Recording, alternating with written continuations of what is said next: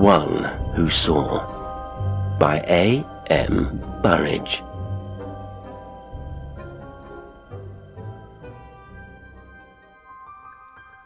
There are certain people, often well enough liked, genial souls, whom one is always glad to meet, who yet have the faculty of disappearing without being missed. Crutchley must have been one of them.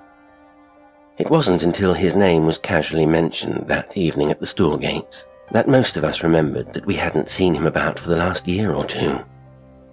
It was Mrs. Storegate's effort at remembering, with the help of those nearest her at the table, the guests at a certain birthday party of 4 years since, that was the cause of Crutchley's name being mentioned. And no sooner had it been mentioned than we were all laughing, because most of us had asked one another in the same breath what had become of him. It was Jack Price who was able to supply the information. "For the last year or two," he said, "he's been living very quietly with his people in Norfolk. I heard from him only the other day." Mrs. Storegate was interested. "I wonder why he's chosen to efface himself," she asked of nobody in particular. "He was rather a lamb in his way, and I used to adore that shiny black hair of his, which always made me think of patent leather. I believe he owed half his invitations to his hair. I told him once that he dined out on it 4 nights a week." "It's as white as the ceiling now," Price remarked.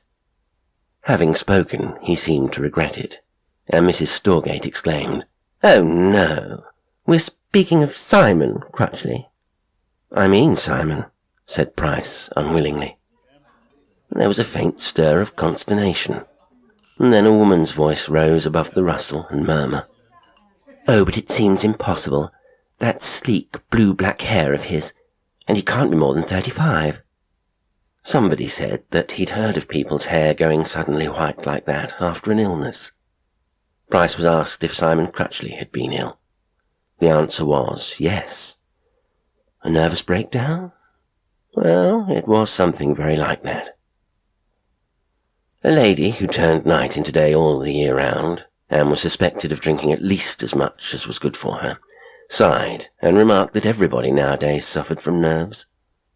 Mrs. Storegate said that Simon Crutchley's breakdown and the change in his appearance doubtless accounted for his having dropped out and hidden himself away in Norfolk. And then another conversational hare was started. Instead of joining in the hunt, I found myself in a brown study, playing with breadcrumbs. I had rather liked Crutchley, although he wasn't exactly one of my own kind.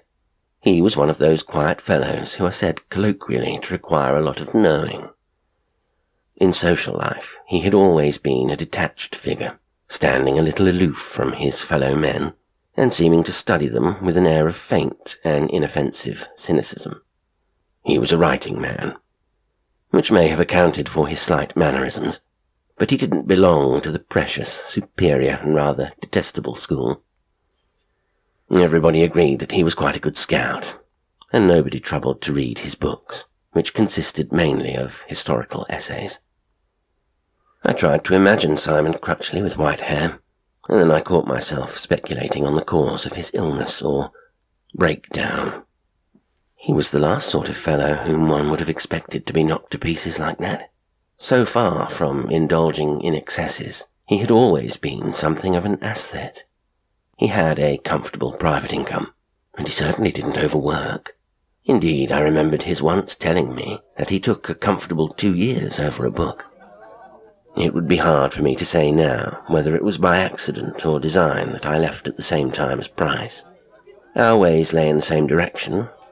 While we were lingering in the hall, waiting for our hats and coats, we agreed to share a taxi. I lived in the Temple, he in John Street, Adelphi. "I'll tell the man to drive down Villiers Street," I said, "and up into the Strand again by the Tivoli, and I can drop you on the way." In the taxi, we talked about Crutchley. I began it, and I asked leading questions.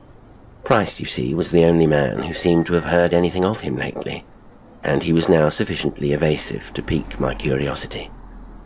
"It's a queer and rather terrible story. There's no secret about it. At least I'm not pledged in any way, but I don't think poor old Simon would have liked me to tell it publicly over the dinner table. Well, for one thing, nobody would believe it. And for another, it's rather long. Besides, he didn't tell me quite all. There's one bit he couldn't, or wouldn't, tell. There was just one bit he couldn't bring himself to describe to me, and I don't suppose he'll ever manage to describe it to anyone. So nobody but himself will ever have an idea of the actual sight which sent him off his head for 6 months and turned his hair as white as a tablecloth. "Oh," said I, "then it was all through something he saw." Price nodded. "So he says. I admit it's a pretty incredible sort of story. Yet somehow Simon Crutchley isn't the sort to imagine things. And after all, something obviously did happen to him. I'll tell you his story if you like. The night's young. Come into my place and have a drink if you will."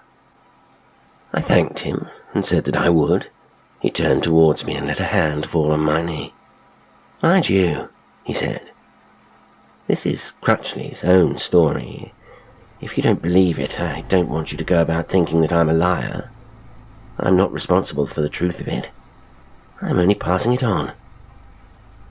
In a way, I hope it isn't true. It isn't comfortable to think that such things may happen, do happen." 20 minutes later, when we were sitting in the snug little library in Price's flat, he told me his story, or rather, Crutchley's. This is it.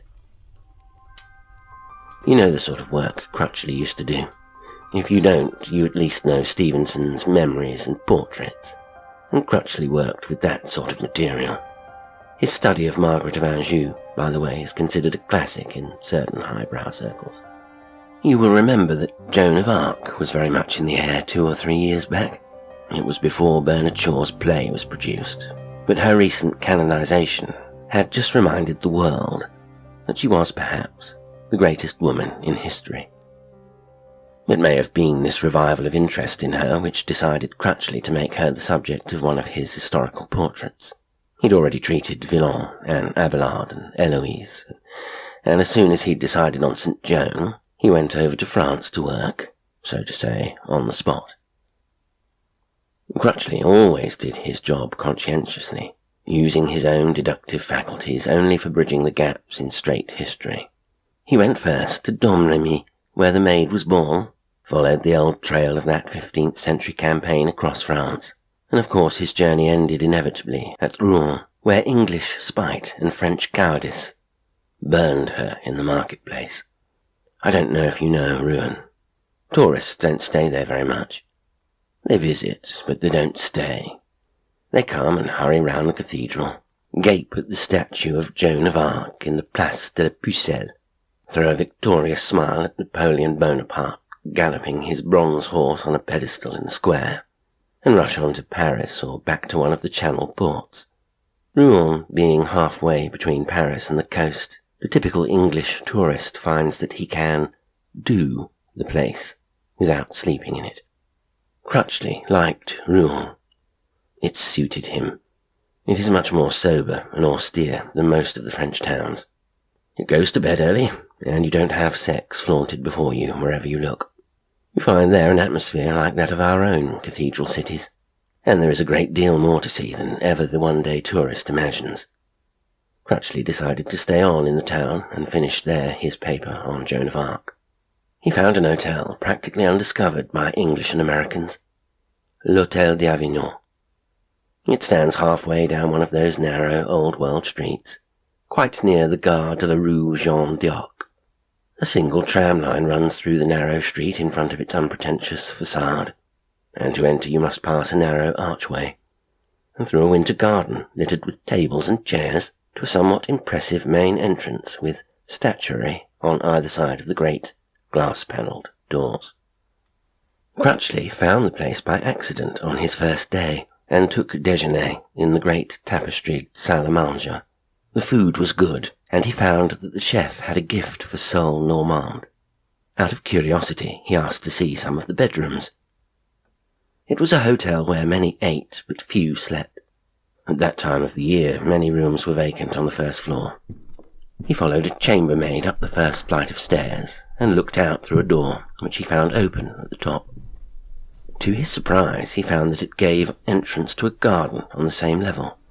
The hotel, parts of which were hundreds of years old, had been built on the face of a steep hill, and the little garden thus stood a story above the level of the street in front. The garden was sunk deep in a hollow square, with the walls of the hotel rising high all around it. 3 rows of shuttered windows looked out upon an open space which never saw the sun. For that obvious reason, there had been no attempt to grow flowers. 1 or 2 ferns had sprung up, and a few small, tenacious plants had attached themselves to a rockery. The soil was covered with loose gravel, and in the middle there grew a great plane tree which thrust its crest above the rooftops, so that, as seen by the birds, it must have looked as if it were growing in a great lidless box. To imagine the complete quietude of the spot, one only has to remember how an enclosed square in one of the Inns of Court shuts out the noise of traffic from some of the busiest streets in the world. It did not occur to Crutchley that there may be something unhealthy about an open space shut out entirely from the sun. Some decrepit garden seats were ranged around the borders, and the plane tree hid most of the sky, sheltering the little enclosure like a great umbrella. Crutchley told me that he mistook silence and deathly stillness for peace, and decided that here was the very spot for him to write his version of the story of Joan of Arc. He took a bedroom on the same level, whose high shuttered windows looked out onto the still garden square. And next day he took a writing pad and a fountain pen to one of the faded green seats and tried to start work. From what he told me, it wasn't a very successful attempt. The unnatural silence of the place bred in him an indefinable restlessness. It seemed to him that he sat more in twilight than in shade. He knew that a fresh wind was blowing, but it won not the least responsive whisper from the garden. The ferns might have been water plants in an aquarium, so still they were. Sunlight, which burnished the blue sky, struck through the leaves of the plane tree, but it painted only the top of one of the walls high above his head. Crutchley frankly admitted that the place got on his nerves, and that it was a relief to go out and hear the friendly noise of the trams, and see the people drinking outside cafes, and the little boys fishing for roach among the barges on the banks of the Seine.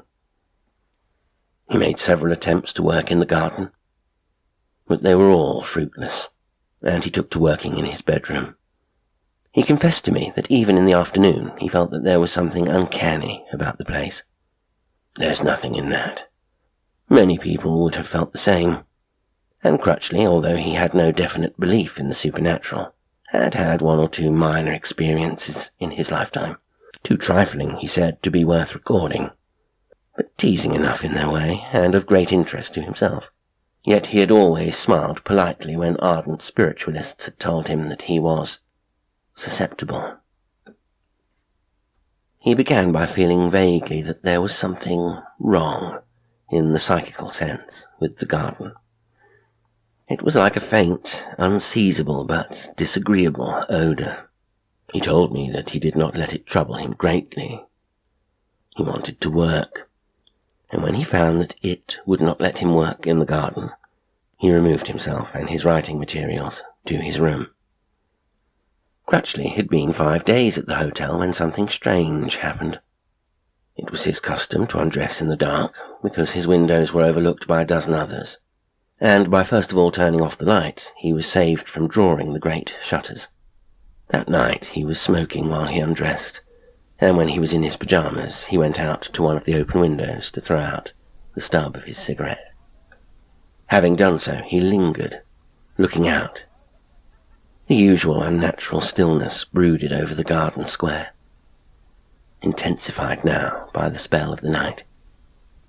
Somewhere in the sky the moon was shining, and a few stray silver beams dappled the top of the north wall. The plane tree stood like a living thing entranced. Not one of its lower branches stirred, and its leaves might have been carved out of jade. Just enough light filtered from the sky to make the features of the garden faintly visible.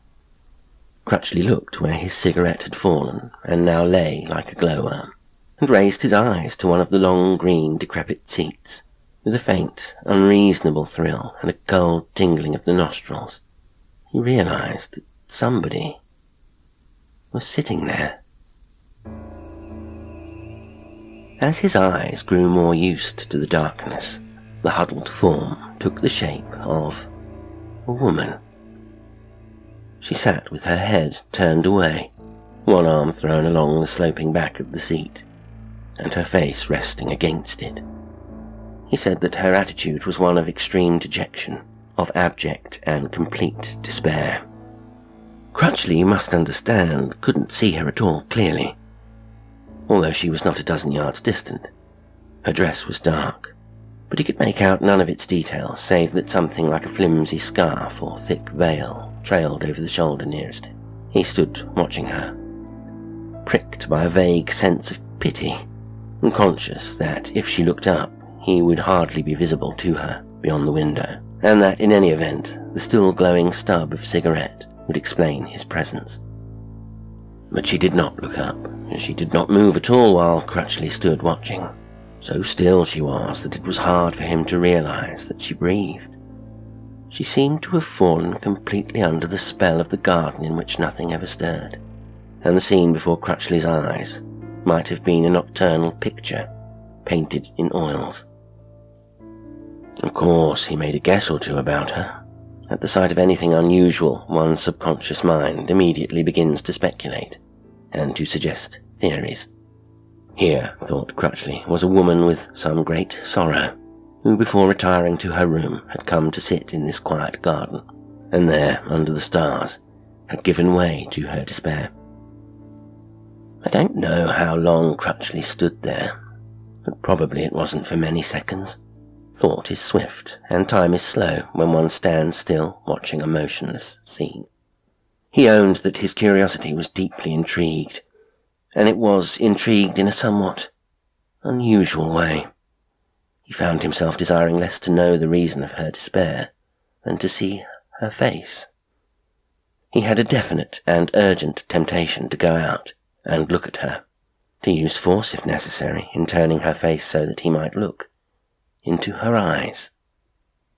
If you knew Crutchley at all well, you must know that he was something more than ordinarily conventional. He concerned himself not only with what a gentleman ought to do, but with what a gentleman ought to think.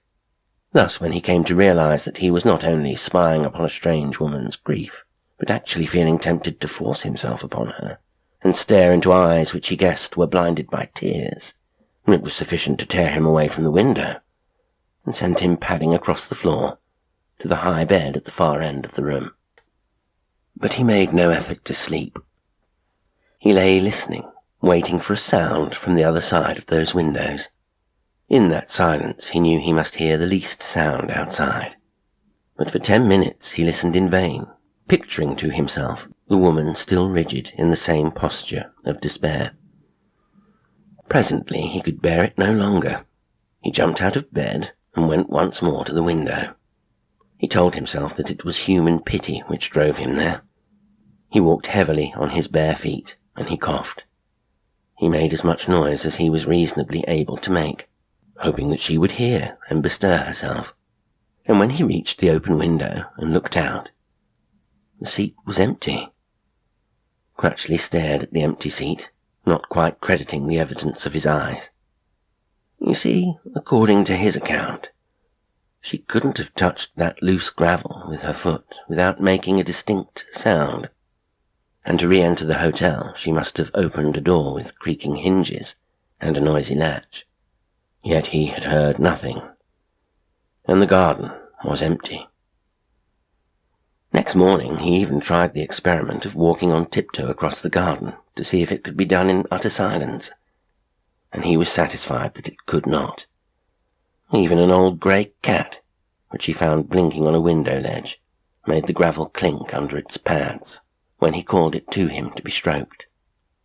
Well, he slept indifferently that night, and in the morning when the chambermaid came in, he asked her who was the sad-looking lady whom he had seen sitting at night in the garden.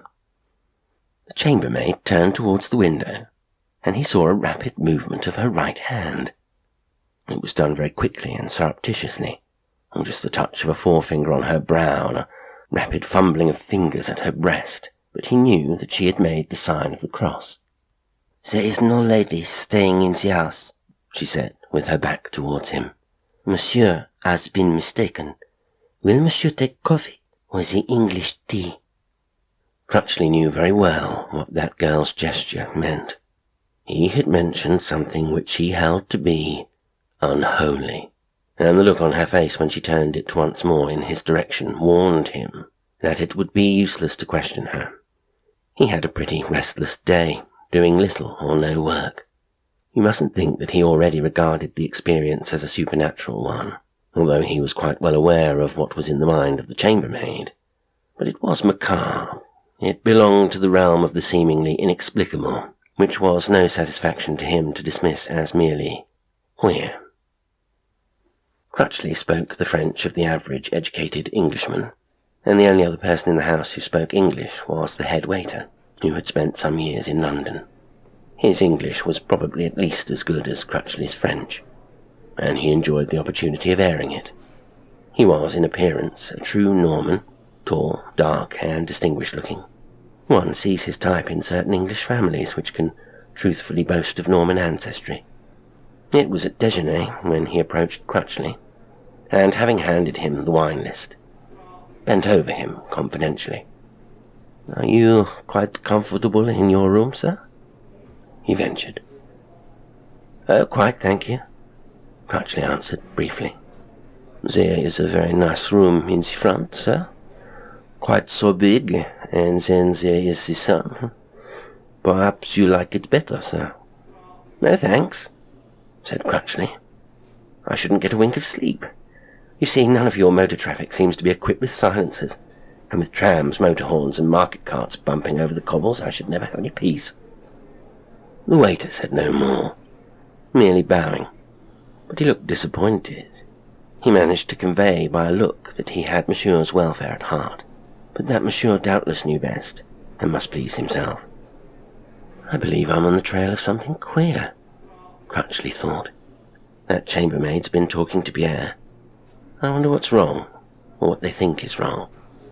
He reopened the subject when the waiter returned to him with a half bottle of white wine. "Why do you wish me to change my room, Pierre?" "I do not wish Monsieur to change his room if he is satisfied." "When I am not satisfied, I say so. Why did you think I might not be?" "I wish Monsieur to be more comfortable." "There is no sun behind the house. It is better to be where the sun comes sometimes. Besides, I think Monsieur is one who sees." This seemed cryptic, but Crutchley let it go. Pierre had duties to attend to, and besides, Crutchley did not feel inclined to discuss with the waiter the lady he had seen in the garden on the preceding night. During the afternoon and evening he tried to work, but he fought only a series of losing battles against distraction. He was as incapable of concentration as a boy in love.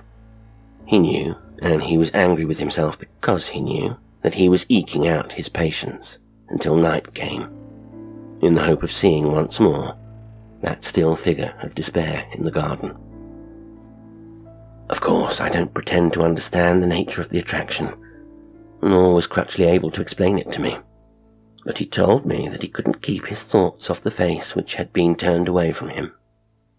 Imagination drew for him a succession of pictures, all of an unearthly beauty, such pictures as he had never before conceived. His mind, over which he now seemed to have only an imperfect control, exercised its new creative faculty all that afternoon and evening.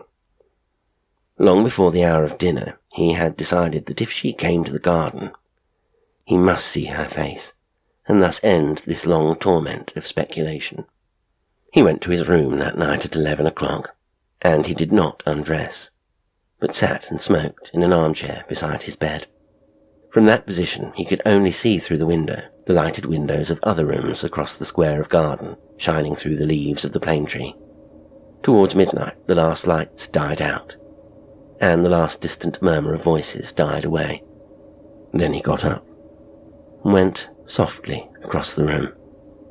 Before he reached the window, he knew instinctively that he would see her sitting in the same place and in the same attitude of woe, and his eagerness was mingled with an indescribable fear. He seemed to hear a cry of warning from the honest workaday world into which he had been born, a world which he now seemed strangely to be leaving. He said that it was like starting on a voyage, feeling no motion from the ship, and then being suddenly aware of a spreading space of water between the vessel and the quay. That night, the invisible moon threw stronger beams upon the top of the north wall, and the stars burned brighter in the clearer sky. There was little more light in the well of the garden than there had been on the preceding night, and on the seat that figure of tragic desolation was limned more clearly. The pose, the arrangement of the woman's garments, were the same in every detail, from the least fold to the wisp of veil which fell over her right shoulder. For he now saw that it was a veil, and guessed that it covered the face which was still turned from him. He was shaken, dragged in opposite directions by unreasonable dread, and still more unreasonable curiosity. And while he stood looking, the palms of his hands grew wet, and his mouth grew dry. He was well nigh helpless. His spirit struggled within him, like a caged bird, longing to fly to her. That still figure was magnetic in some mighty sense, which he had never realized before. It was hypnotic without needing to use its eyes, and presently Crutchley spoke to it for the first time, whispering through the open window across the intervening space of gloom. "Madame," he pleaded, "look at me." The figure did not move. It might have been cast in bronze, or carved out of stone. "Oh, madame," he whispered, "let me see your face." Still there was no sound, nor movement, but in his heart he heard the answer. "So then I must come to you," he heard himself say softly, and he groped for the door of his room. Outside, a little way down the corridor, was one of the doors leading into the enclosed garden. Crutchley had taken but a step or two when a figure loomed up before him. His nerves were jerked like a hooked fish, and he uttered an involuntary cry of fear. Then came the click of an electric light switch. A globe overhead sprang alight, and he found himself confronted by Pierre, the head waiter. Pierre barred the way, and he spoke sternly, almost menacingly. "Where are you going, sir?" "What the devil has that got to do with you?" Crutchley demanded fiercely. "The devil, eh? Bien, monsieur. I think perhaps he have something to do with it. You will have the goodness, please, to return to your room." No, not the room which you have left, sir. That is not a good room, but come with me, and I shall show you another." The waiter was keeping him from her. Crutchley turned upon him with a gesture of ferocity. "What do you mean by interfering with me? This is not a prison or an asylum. I am going into the garden for a breath of air before I go to sleep." "That, sir, is impossible," the waiter answered him. "The air of the garden is not good at night. Besides, the doors are locked, and the patron has the keys." Crutchley stared at him for a moment in silent fury. "You are insolent," he said. "Tomorrow I shall report you. Do you take me for a thief because I leave my room at midnight? Never mind, I can reach the garden from my window." In an instant, the waiter had him by the arm, holding him powerless in a grip known to wrestlers. "Monsieur," he said, in a voice grown softer and more respectful, "the bon Dieu has sent me to save you. I have waited tonight because I know you must try to enter the garden. Have I your permission to enter your room with you and speak with you a little while?" Crutchley laughed out in angry impotence. "Ha! This is bedlam," he said. "Oh, come if you must." Back in his room, with the waiter treading close upon his heels, Crutchley went straight to the window and looked out. The seat was empty. "I do not think that she is there," said the waiter softly, "because I am here, and I do not see. Monsieur is one who sees, as I tell him this morning, but he will not see her when he is with one who does not see." Crutchley turned upon the man impatiently. "What are you talking about?" he demanded. "Who is she?" "Who she is, I cannot say." The waiter blessed himself with quick, nervous fingers. "But who she was, I can perhaps tell, monsieur." Crutchley understood, almost without surprise, but with a sudden clamouring of fear. "Do you mean," he asked, "that she is what we call a ghost? An apparition?" "It matters not what one calls her, monsieur. She is here, sometimes, for certain who are able to see her. Monsieur wishes very much to see her face. Monsieur must not see it. There was one who looked 5 years ago, and another perhaps 7, 8. The first he make die after 2, 3 days. The other, he is still mad. That is why I come to save you, monsieur." Crutchley was now entirely back in his own world. That hidden face had lost its fascination for him, and he felt only the primeval dread which has its roots deep down in every one of us. He sat down on the bed, trying to keep his lips from twitching, and let the waiter talk. "You asked Yvonne this morning, sir, who is the lady in the garden, and Yvonne guess, and she come and tell me, for all of us know of her. Monsieur, it all happened a long time ago, perhaps 50, 60 years.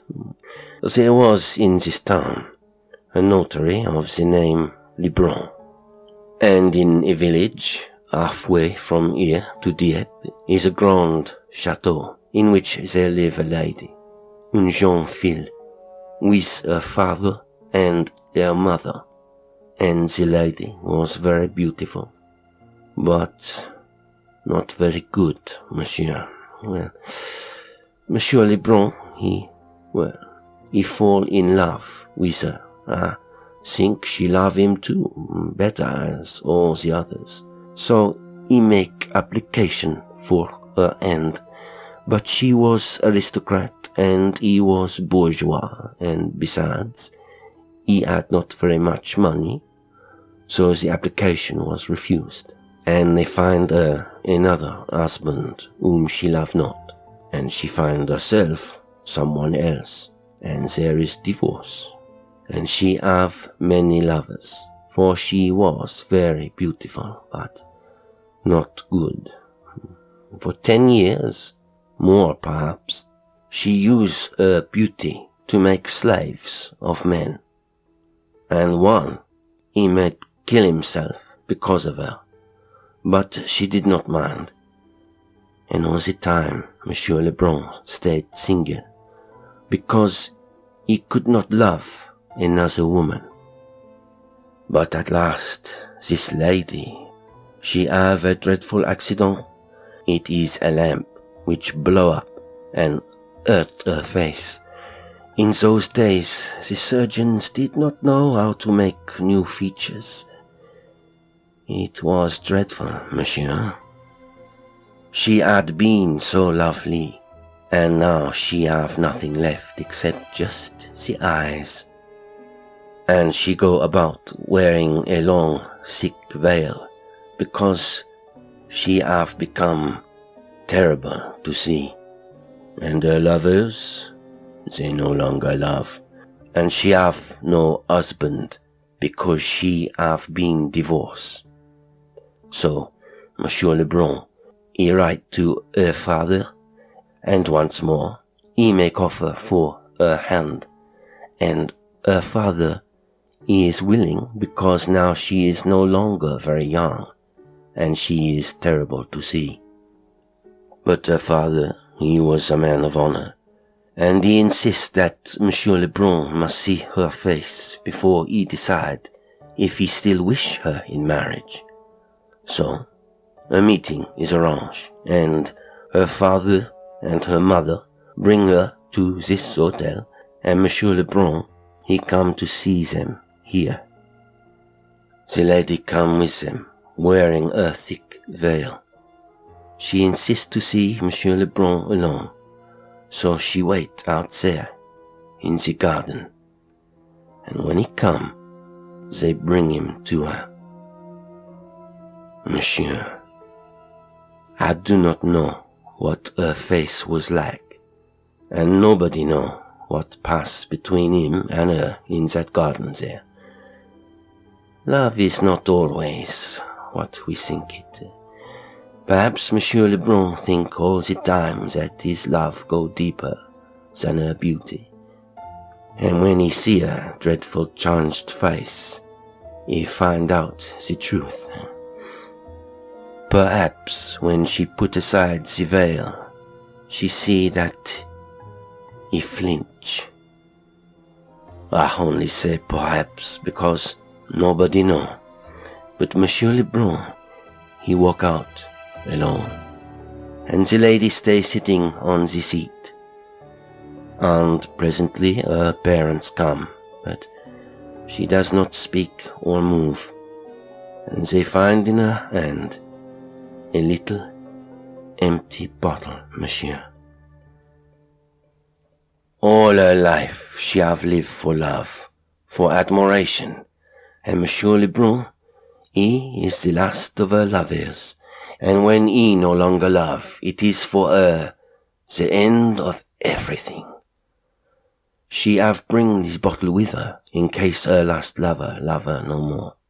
That is all, monsieur. It happened many years ago, and if there is more of the story, one does not remember it today.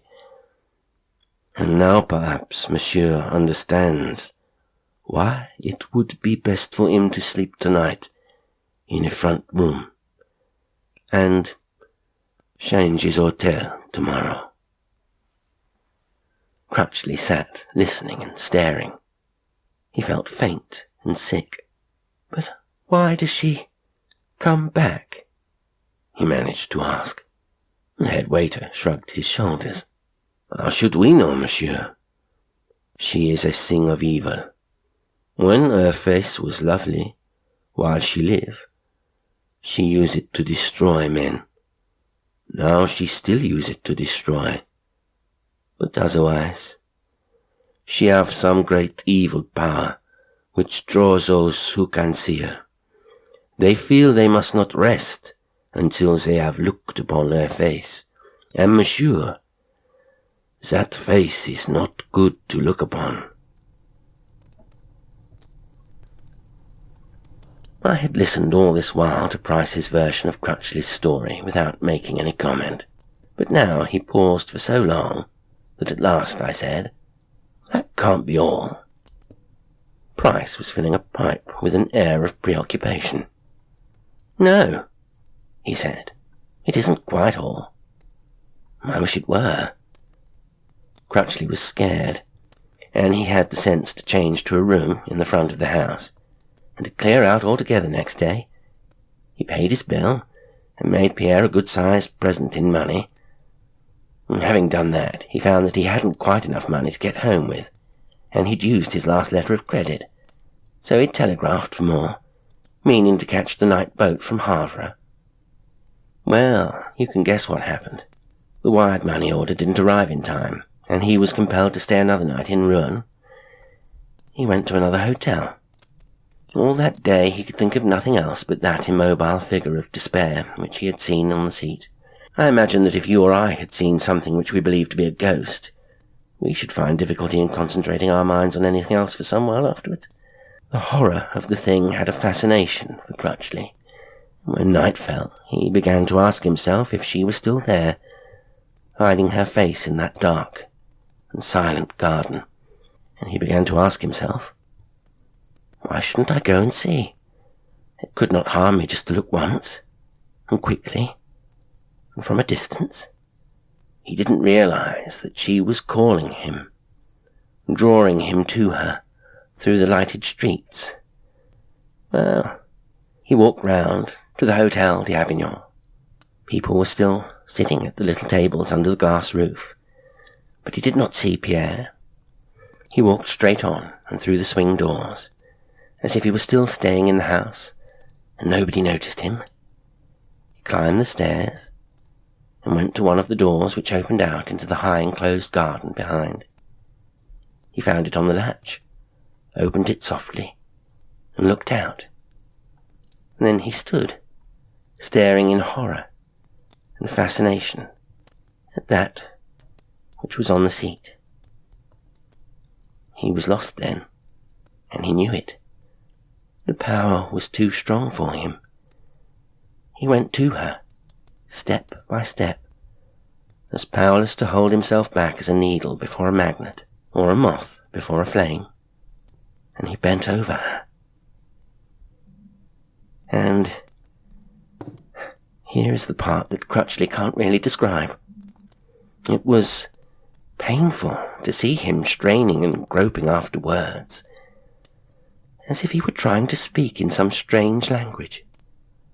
There aren't really any words, I suppose. But he told me that it wasn't just that there weren't any features left. It was something much worse, much more subtle than that. And, something happened, I know, before his senses left him. Poor devil. He couldn't tell me. He's getting better, as I told you. But his nerves are still in shreds, and he's got one or two peculiar aversions. What are they? I asked. He can't bear to be touched, or to hear anybody laugh.